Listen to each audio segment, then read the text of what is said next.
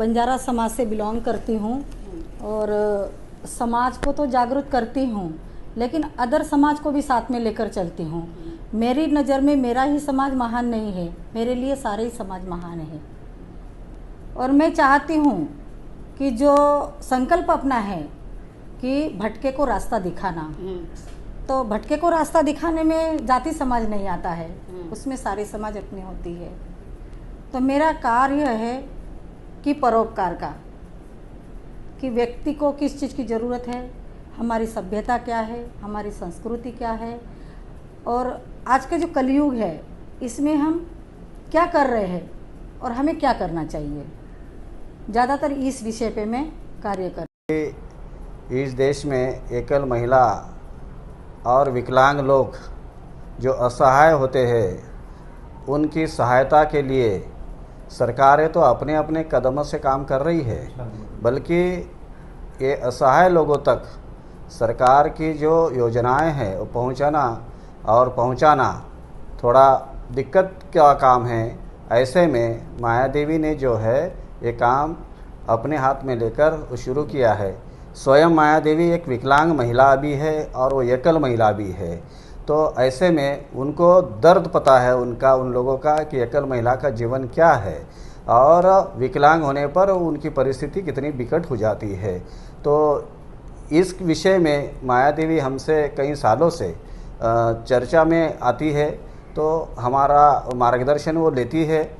तो हमने उनको ये कहा है कि पहले तो हमारे समाज में अगर बंजारा समाज में काम करना है तो बंजारा समाज में आज बड़ी समस्या ये है कि हमारी ये हज़ारों सालों से होने पर भी आज स्थिति ऐसी है देश में कि हमारा बंजारा समाज हिंदू धर्म की ब्राह्मणों के चक्कर में आकर अपनी सभ्यता भ्रष्ट कर रहे हैं।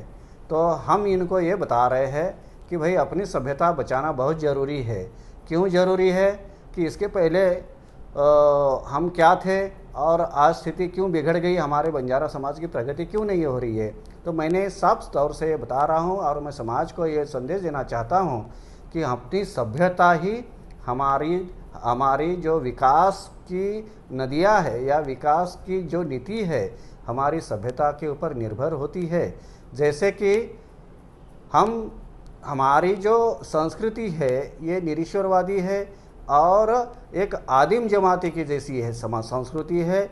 तो हमारा जो आदिम जमाती का जो दर्जा है, ये दर्जा जब हमारी जो संस्कृति है ये बदल जाने के कारण हमारी ये सभ्यता जो है भ्रष्ट हो गई है और हिंदू धर्म में हमारे लोग जाने लगे हैं और हिंदू खुद को कहने लगे हैं, हिंदू देव देवताएं भजने लगे हैं, पूजने लगे हैं, जिसकी वजह से हमारा आदिवासी का दर्जा ख़त्म हो चुका है। और आज हमारे ही नेतागण और हमारा ही पढ़ा लिखा समाज आदिवासी का हमें आरक्षण मिलना चाहिए, इसलिए लड़ाई लड़ रहे हैं। सरकार के कैटेगरी में बैठने वाला नहीं है।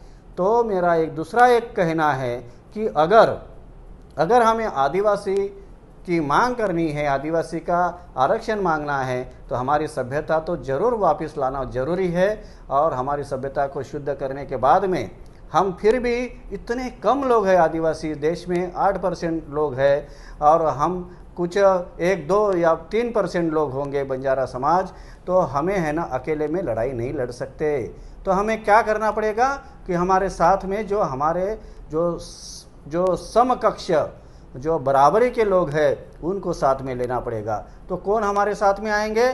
SC और ST OBC के लोग हमारे साथ में आ सकते हैं। उनको ले बिना हमारी लड़ाई नहीं हो सकती है, हम अकेले नहीं लड़ सकते हैं। तो इनको क्यों ले साथ में? क्योंकि ये जो लोग हैं अपनी सभ्यता, ये जो लोग हैं ये इन लोगों को साथ में लेना पड़ेगा। वो क्यों लेना पड़ेगा और कैसे लेना पड़ेगा 1 मिनट में बता दूंगा मैं कि ये जो लड़ाई है इस देश में भारतीय संविधान का राज चलता है।